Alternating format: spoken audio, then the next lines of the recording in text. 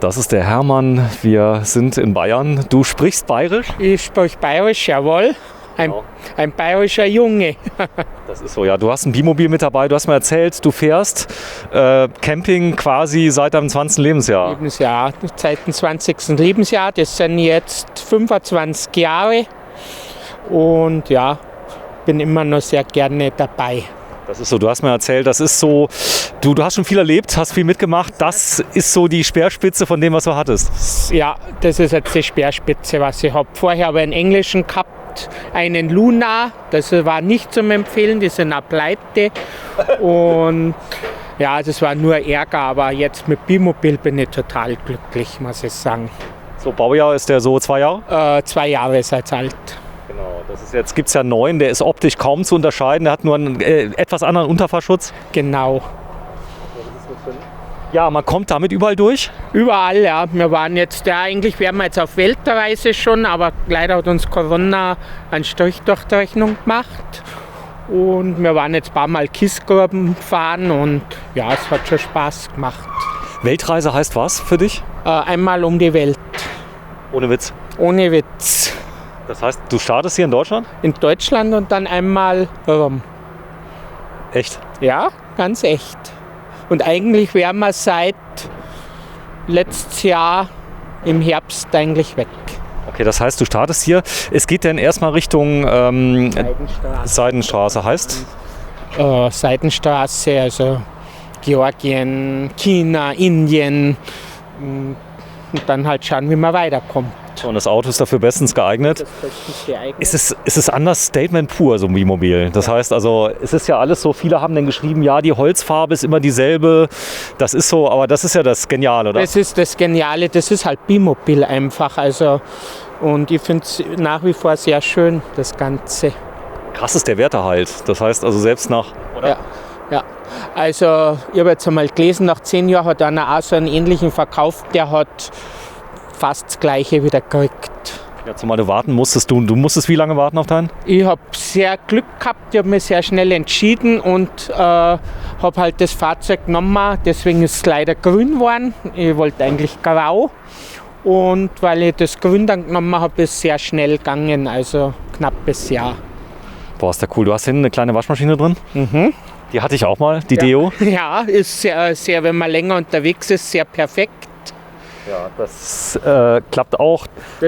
Wunderbar mit Strom und Wasser, also es ist wunderbar. Also. Ja, du hast anders wie ich eine Dämpfung drauf gemacht. Ja, genau, die hatte ich vergessen. Ich habe es auch vergessen gehabt, ich habe es aber schnell wieder ausgebaut und habe eine Dämpfung drauf gebaut, weil sonst ist davon... Das ganze Auto wackelt und es rüttelt sich los und was weiß ich alles. Und jetzt merkt man gar nichts mehr. Also mit der Dämmplatte ist echt, man merkt gar nicht, dass sie läuft. So, auch ein kleines bisschen Fernsehen hast du mit dabei, aber das geht natürlich nur hier in Europa. Das heißt, auf der Weltreise lässt du den zu Hause, oder? Dann lässt man daheim. Okay. Da darf ich mal reingucken bei dir? Ja, freilich. Okay. Ich finde das total genial. Auch hier deine Wanderstiefel hier. Das heißt, du bist Gleitschirmflieger. Ich bin Gleitschirmflieger. Stark. So, jetzt hat er sich beschwert. Da unten ist die Treppe. Ich habe Schuhe an, ist das okay? Ja, das ist okay. Okay, so gehe ich mal kurz rein. Ich kenne ja die Autos schon, beim Stefan habe ich ja gefilmt. Aber jetzt mal jemand zu treffen, der wirklich drin wohnt. Da ist das Gewürzregal. Da ist das berühmte Bimobil-Gewürzregal. Diesmal auch mal gefilmt. Ja, der Stefan hat es mir erzählt. Also es gibt keins ohne Gewürzregal. Es gibt kein Bimobil ohne Gewürzregal. Also was Schönes. Ihr fahrt zu zweit immer? Wir fahren zu zweit, ja. Boah, ist das schön hier drin. Ja. Du, wenn du gerade mal zumachst, bitte. Sei mal so lieb. Weil ich habe, anders wie du, bin ich ja kein Weltenbummler und bei minus 20 Grad wahrscheinlich... Das ist schon. Was ist denn das Schöne am Bimobil, wenn du das mal so zusammenfasst? Ist das so im Prinzip wie aus einem Stück? Ist das so? Das ist ja wie aus einem Stück. Und wie gesagt, ich bin da reingegangen, habe mich ja lange informiert. Das ist ja schon ein langer Traum von mir, so um die Welt. Und bin eben da rein, habe mir es besichtigt und dann habe ich genau gewusst, das ist jetzt. Und hier die Vorhänge hast du schön gewählt, finde ich. Ja. Ist alles sehr stimmig. Cool ist, was du hier für einen Ausblick hast von hier oben. Ja, sehr hoch. und Stauraum ohne Ende, muss man sagen. Also das ist schon sehr genial. So, der kleine Fernseher, der hier drin ist, den kann man ja multifunktionell verwenden. Ja. Dann hast du, wenn ich dich noch einmal kennenlernen würde, würde ich mich noch einmal in dich verlieben. Oh, ist das süß. Das hast du deiner Frau geschenkt, oder? Meinem Mann, Deinem Mann? ja, Cool. Wie, seid schon wie lange jetzt zusammen? 16 Jahre. 16 Jahre, ganz cool. Ja, ich habe auch letztes Mal bei uns im Saarland, da wurde jetzt auch schwer geheiratet. Ist jetzt auch, glaube ich, seit ein paar Jahren geht's jetzt. Und das ist, ich finde das genial. Das heißt, ihr geht zusammen auf Tour und Weltreise heißt ja dann so 6, 8 Monate?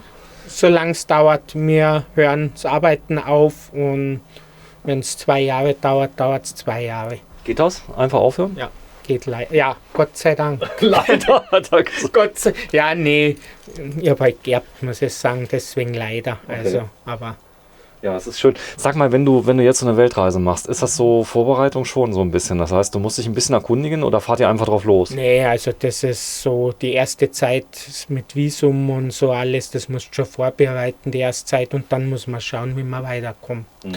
Aber es ist schon Zeit, wie gesagt, China darfst du mit unserem Führerschein nicht fahren, musst einen anderen beantragen. Ja. Echt? Ist das so? Ja, ja. Du Okay. darfst mit unserem Führerschein eigentlich nicht in China fahren. Cool. Kam gerade was runter? Nee. Ja, ich hab's auch gerade gedacht. Ach, das kann durch die Lüftung sein. Ja, das kann Weil wir haben ja genau. Schnee ein bisschen drin. Ja. Ja, ist ja auch aber es ist so, wenn man hiermit fährt, das heißt, die Wärmedämmung ist extrem, Heizung ist aus gerade? Die ist auf 8 Grad ist sie gerade. Achso, zeig mal. Achso, damit er nicht einfriert. Genau, das ist die Waschmaschine, sonst müsste man sie ausbauen. Ja, aber 8 Grad heißt, die läuft so gut wie gar nicht, Die oder? läuft so gut wie gar nicht. Ich habe meinen auch immer auf 8 Grad. Und wenn es einheizt, das ist innerhalb 5 Minuten ist der warm. Das ist gigantisch. Wir sind ein Skitourengeher und wenn du vom Berg kommst und 5 Minuten ist das warm. Achso, du machst sie dann gar nicht aus. Du lässt sie auf 8 Grad. Und dann, 8 Grad jetzt den ganzen Winter durch. so, was habt ihr schon erlebt jetzt mit dem Bimobil hier? Mit dem Bimobil leider noch nicht so viel, außer Spanien noch. Da sind wir gleich aufgebrochen worden leider. Deswegen Alarmanlage und so. Okay. Und so haben wir noch nicht so viel erlebt. Jetzt halt in die Alpen sehr viel unterwegs, Wochenend, wenn es geht. Okay. Ihr steht meistens frei dann? Meistens wilder. Ja, das ist so großes Bett. Das ist ja schon genial, oder? Hier oben. Das ist so heimelig, das ist oder? Genial. Das ist Platz ohne Ende. Du bist so ein grauer Typ? Ja, ich bin grau. Ah, deswegen hast du auch gesagt mit dem Grünen, gell? Ja. Das freut mich. Hier vorne, ihr habt einen Backofen. Der ist an einer schönen Stelle, oder? Ja, und sehr oft im Gebrauch. Kuchen backen, Okay. Pizza, also Brot backen auch? Brot backen auch. Bin gelernter Bäcker. Du bist gelernter Bäcker. Ja, Du bist Handwerker. Handwerker. Das ist ja genial. Ich mache es jetzt nicht mehr. Ich mache es 10 Jahre nicht mehr, aber ich bin gelernter Bäcker. Aber du weißt, wie es geht noch. Ich weiß noch, wie es geht. Ja. Okay, Ja. das heißt um 3 Uhr raus, oder was war bei dir immer? Die letzte Arbeit war um 3 und sonst um 1 Um 1 Uhr nachts. nachts. Und Feiertagen und so um 11. Na, herzlichen Glückwunsch. So, was ja hier besonders toll ist, ist dieser Aufstieg. Zeig mir den mal bitte. Weil das ist, das habe ich letztes Mal gefilmt, aber da hat es mir der Stefan noch gezeigt. Ist der wirklich so genial? Der ist genial. Total. Auch barfuß? Barfuß alles, also ist super. Und ist nur Einbruchschutz. Ah, man kommt nicht mehr ran. Von vorne nicht durch. Okay, wenn du erstmal das Schloss geknackt hast. In Spanien haben sie das Autoschloss knackt, dann waren sie herin, aber sie sind da nicht hintergekommen. Aber die haben das Auto hier aufgeknackt. In Spanien, ja. Da haben sie ein Loch reingehauen, unterm Schlüsselloch haben sie ein Loch rein, waren herin und wollten die Türe da aufhauen mit den Füßen dagegen, aber es ist nicht gegangen. Ihr wart drin im Auto? Nee, wir waren unterwegs. Ihr wart unterwegs. So, das ist also nicht von der Hand zu weisen, dass es dann doch Leute gibt, die rein wollen, oder? Ja, bei mir ist das schon in meiner Laufzeit 5-mal schon passiert, Ja. dass das Auto aufgebrochen ist. In welchen Ländern immer? 2-mal Korsika, einmal Spanien, einmal Italien und einmal Deutschland. In Deutschland, wo denn? In Garmisch. Nee. Ja. Okay. Aber Korsika, das war das Heftigste, da haben sie uns einmal beschossen. Scharf Mit Munition. mit Munition. Habt ihr Einschusslöcher dann gehabt im Auto? Also im Auto und die Scheiben haben es durchgeschossen von einem Chassis. Im Februar war das vor 2 Jahren in Korsika. Ja, vor 3 Jahren ist es jetzt. Wie ist das passiert? Kannst du das mal Wir erzählen? waren im Februar mit Bekannten, also mein Ex-Chef und Chefin, in Korsika im Februar unterwegs und waren auch an so einem Wohnmobilparkplatz gestanden, ausgewiesen. Und auf die Nacht um 1 macht es einen Schlag. Dann habe ich gedacht, die haben zuerst irgendwas aufs Auto geschmissen, dann schaue ich hinaus, dann steht einer mit der Knarre draus. So ein Junger, also höchstens 18 Jahre. Und dann bin ich hinaus, bin ich am Nach, dann hat er sich umgedreht, hat nochmal geschossen und hat nochmal unten durch das Chassis, durch die 2 Scheiben geschossen. Ich bin sprachlos. Und Korsika war immer mein Lieblingsland. Jetzt nicht mehr so. Wir waren schon wieder. Aber mit Vorsicht, also Korsika ist wirklich mit Vorsicht zu genießen, gerade Wildstehen. Du kennst die Höhe ja von dem Auto. Ja. Und das ist ja schon ein hohes Fahrzeug. Meinst du nicht, du kommst ab und zu mal mit so Brücken und so in Kontakt? Nee, also das geht, oder? ich habe schon mal einen Tischer gehabt, lange Zeit, der war jetzt nicht ganz so hoch, aber da haben wir auch aufpassen müssen. Also, Ja, der Stefan ist ein ganz Lieber. Das heißt, wie seid ihr denn zu Wimobil gekommen? ja, durch Informationen, eigentlich habe ich mich jetzt sehr viel informiert im Internet. Mal nachgeschaut. Dann bin ich einfach mal hinausgefahren und ja, Ja, war das sympathisch? ja, sehr sympathisch, muss ich sagen. Also das ganze Team, muss ich sagen. Ich habe so das Gefühl, er schwätzt nicht so viel, weißt du, er kommt immer direkt auf den Punkt Ja. und weißt du, da ist nicht links und rechts, sondern er hat halt sein Konzept. Und er hat ja Fahrzeuge drin stehen, weißt du, ob du gesehen hast, da steht ja da so ein Peugeot, ein alter Der drin. alte rote Peugeot, der Oldtimer, Da habe ich ein Video von gemacht. ja, der ist cool. Und der ist genauso gebaut wie die anderen. Der ist genauso noch, also es ist nicht viel wenn man anschaut. Also ist schon toll. Sag mal, sonst in Garmisch, wie ist das passiert? Ihr wart Skifahren? Wandern, aber eigentlich auch nicht wandern. Wir haben so eine Vereinshütte im Garmisch am Pflegersee und da ist das am Parkplatz über Nacht passiert. Auch hier, das Auto. Nee, nicht das waren die Vorgänger. Nee, das hat jetzt Gott sei Dank nur einmal in Spanien eben. Okay. War das sehr teuer, die Reparatur? Oder? Von hier? Ja, als Sie das Ja, das hat kostet, wenn man es offiziell richten hätte lassen, knappe 4.000 Euro. Wahnsinn. Und Sie haben nichts bekommen. Nee, nächstes Jahr haben wir nicht einmal Navi mit, da waren 2 Navis vorne, mein Rucksack war drin, Sportklamotten, also Markenklamotten, die haben nix haben sie eigentlich mit. Also nochmal, da ist ja noch ein Schloss drauf, richtig?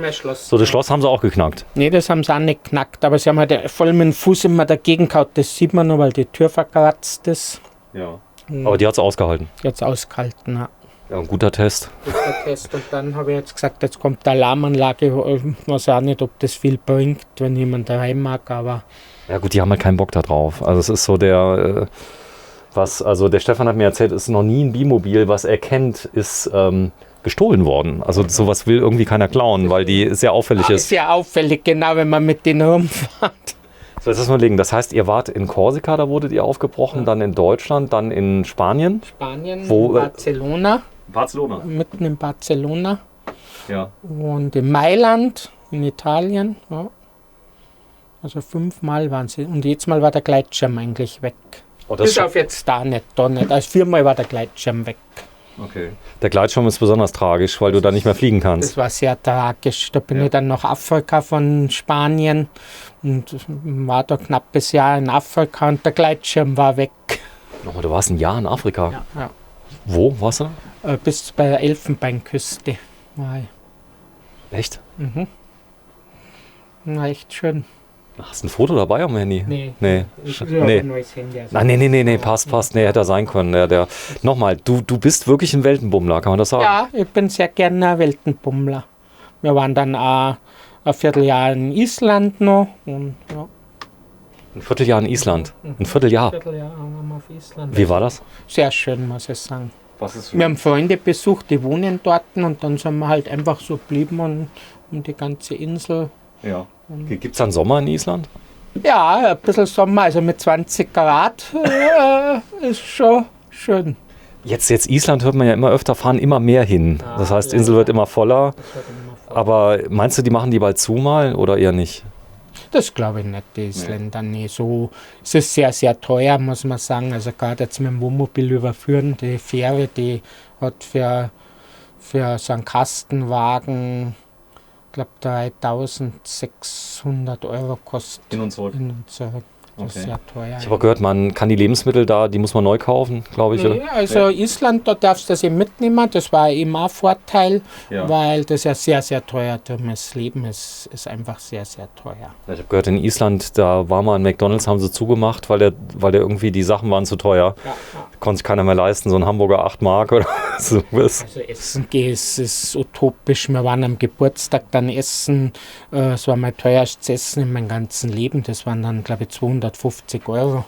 Und das war nichts Besonderes, also nicht viel Wein, also ein Glas Wein, ein Bier und Vorspeise, Hauptspeise, Nachspeise. Also es ist sehr, sehr teuer. Afrika, sag mal, wenn man sich das so vorstellt, ist das, wenn man da noch nie war, was ist denn das, wenn man da zum ersten Mal hinfährt? Kriegt man da irgendwie, hat man da ein bisschen Bammel oder? Also ich bin sehr, sehr, sehr blauäugig losgefahren, ohne alles. Ich habe meinen Job gekündigt, dann ist mein Chef, also mein damaliger Chef und Chefin noch mitgefahren nach Monaco, dann waren wir noch Gleitschirmfliegen. Und dann habe ich die am Flugplatz gefahren, die sind dann heimgeflogen. Und ich bin dann eben weiter und in Spanien haben sie Gleitschirm dann geklaut eben.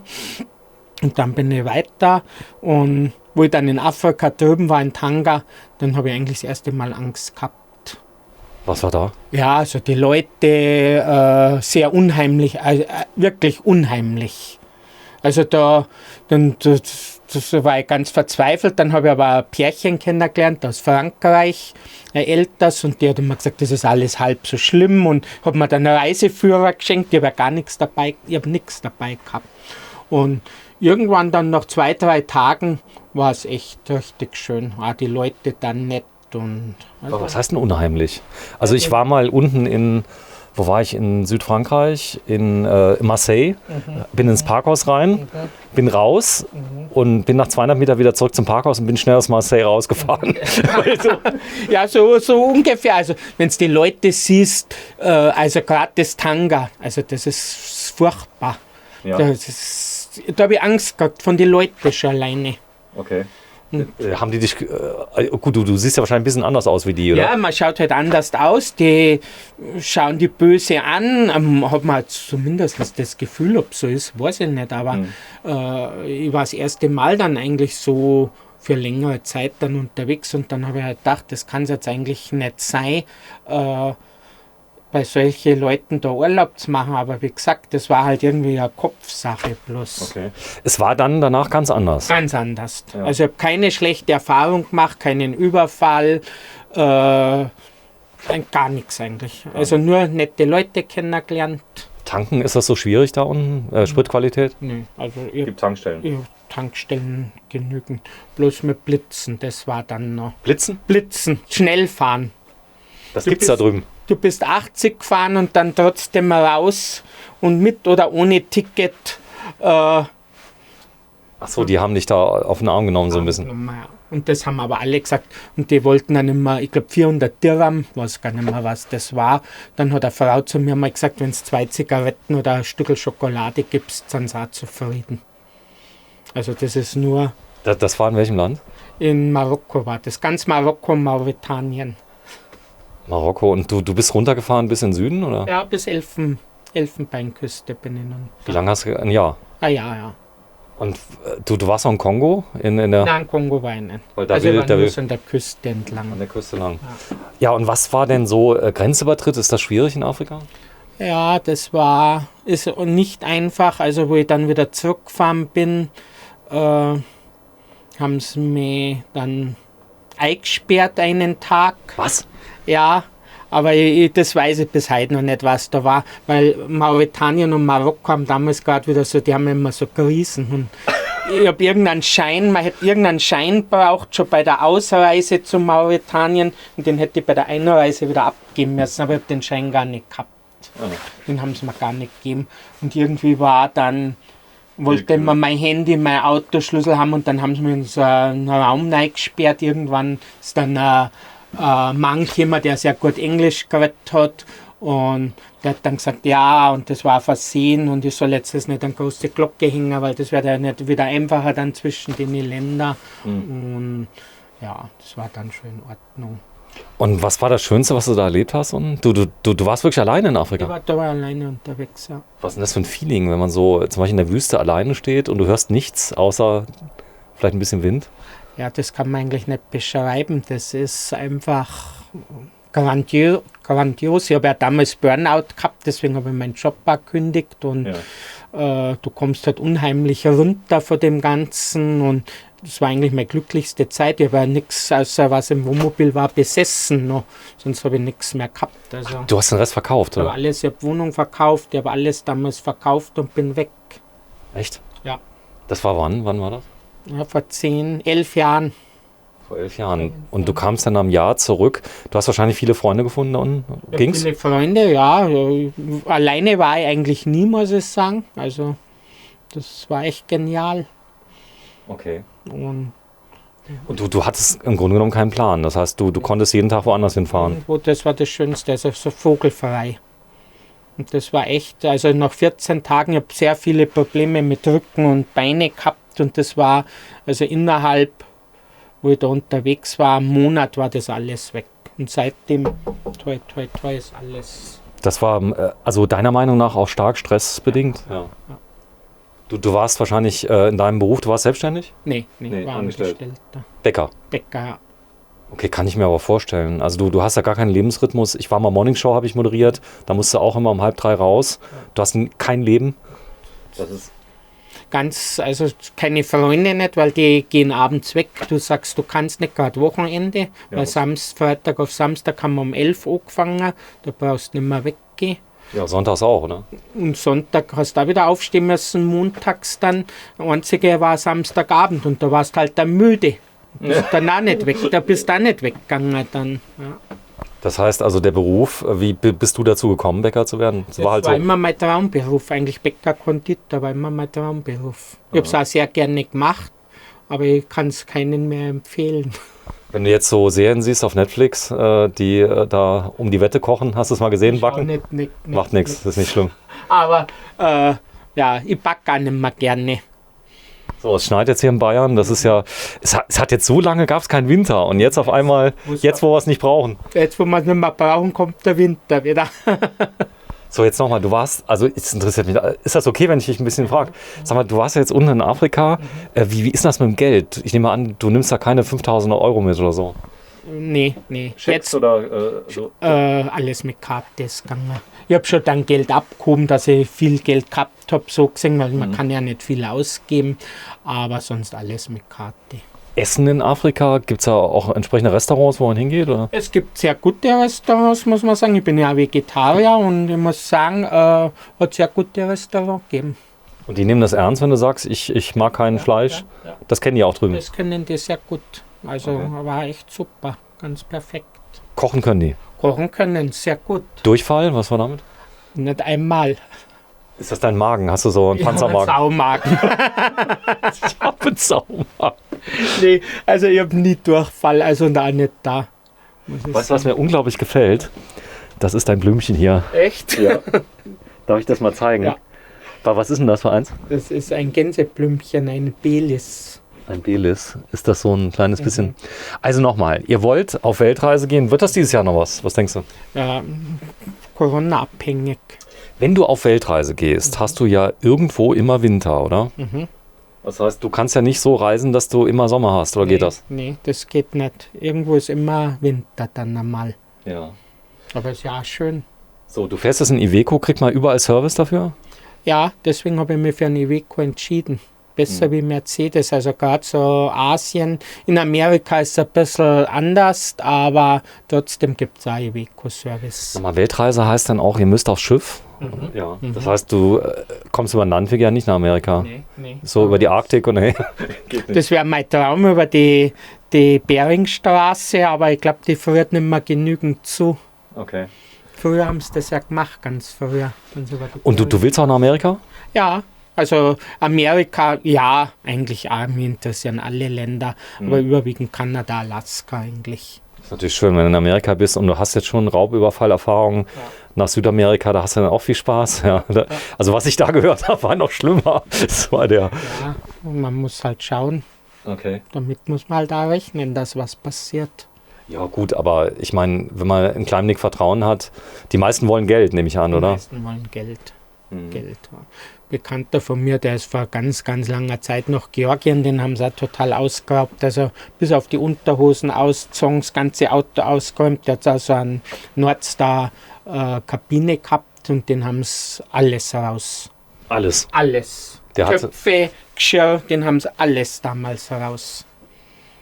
Der hat das Auto dann quasi verkaufen können danach als... Es war leer. Es war leer. War leer, das Auto. Ist ja gar nicht so lustig, oder? Nee, das für ihn war es nicht lustig. War auch mit dem Maschinengewehr. Seine Frau war da, die ist nie wieder Wohnmobil dann gefahren. Aber das ist jetzt schon sehr, sehr lange her. Der stand auch solo, nehme ich an. Wild, ja. Wild irgendwo. Also ich habe ja ganz viele Leute gesprochen, denen nie irgendwas passiert ist. Aber du hast ja... Es kann sein, dass das so ein bisschen anziehst. Ja. Aber es ist nie was passiert eigentlich, oder? Nee, bis auf die Schüsse, aber sonst ist nie was passiert. Sag mal, was ist denn das für ein Feeling, wenn jemand dein Wohnmobil aufbricht? Da hört man ja oft von Leuten, die danach so ein ganz gestörtes Gefühl haben zur Sicherheit. Also wenn da einer mal drin war, der da nicht reingehörte. Also ich muss sagen, mir war das eigentlich immer relativ wurscht. Es war schlimm, dass jemand herin war, aber so wie manche dann gar nicht mehr Wohnmobil fahren oder sagen, da war jetzt ein Fremder herin, das war mir eigentlich wurscht, muss ich sagen. So, was hast du an Zubehör hier, wenn du mal stehst? Da ist ja viel Sonne.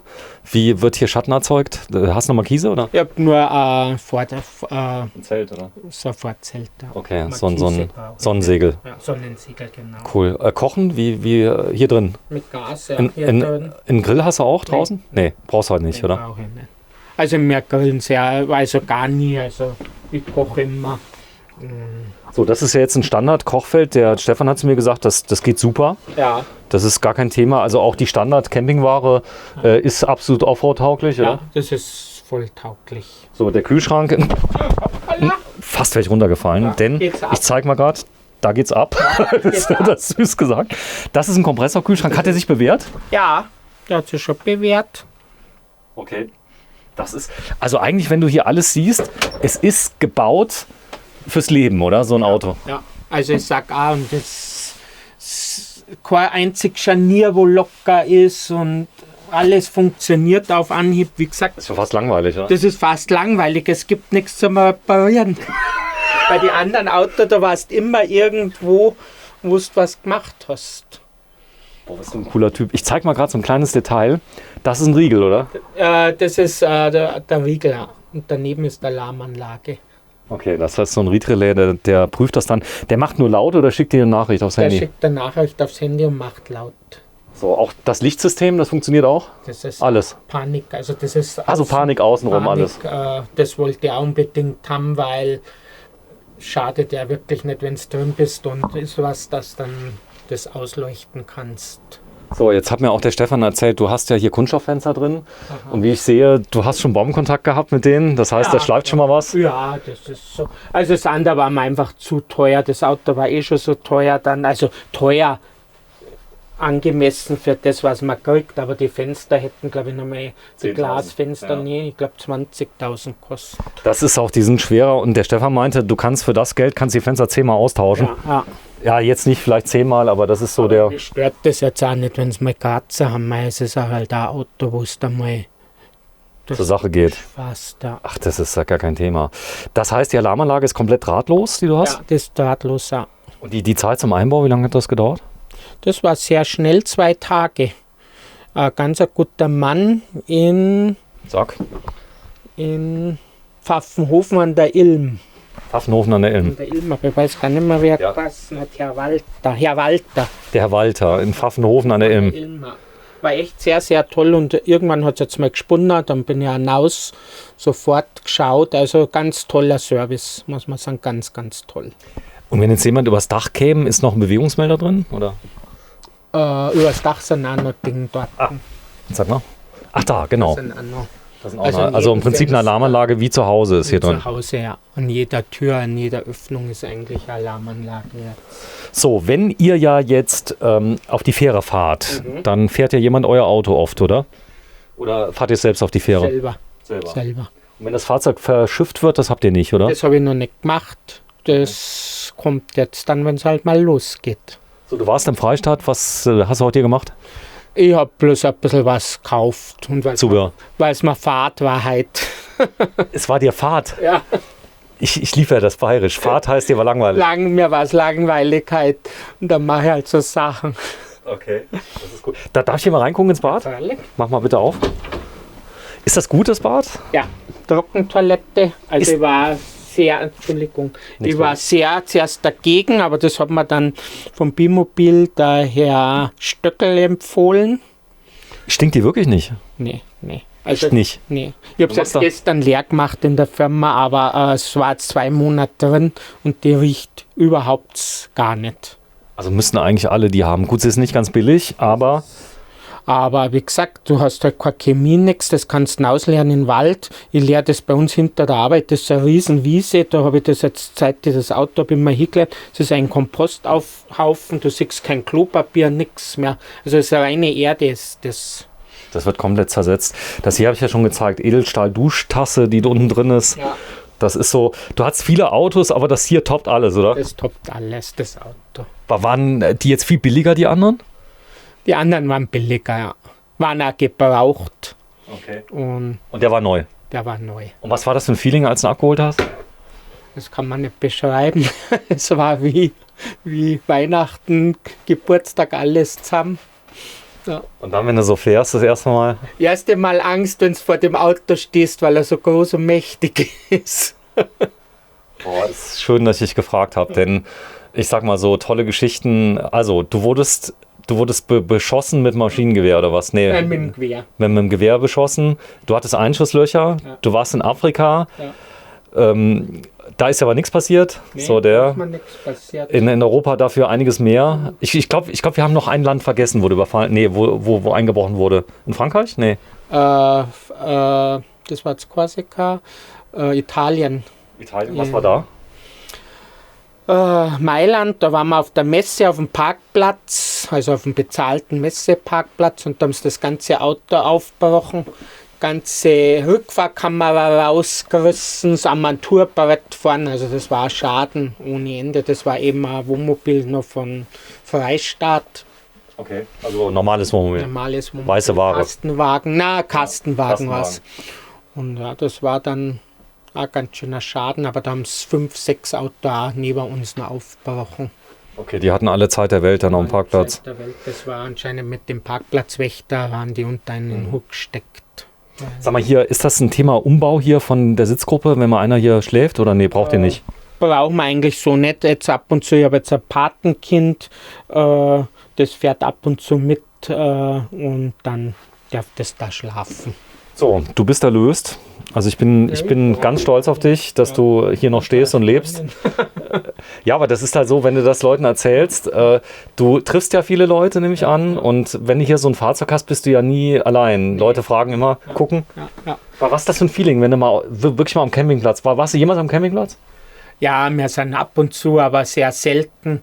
Aber es ist ja so mit dem Auto, mir nervt es eigentlich, dass man so das Aufsehen erregt. Ist das immer noch so, obwohl das ja so Understatement. Es ist immer noch so. Also wenn du irgendwo stehst, jetzt beim Skifahren, irgendwer kommt immer vorbei. Mir nervt das. Also ich bin eher der Typ, wo...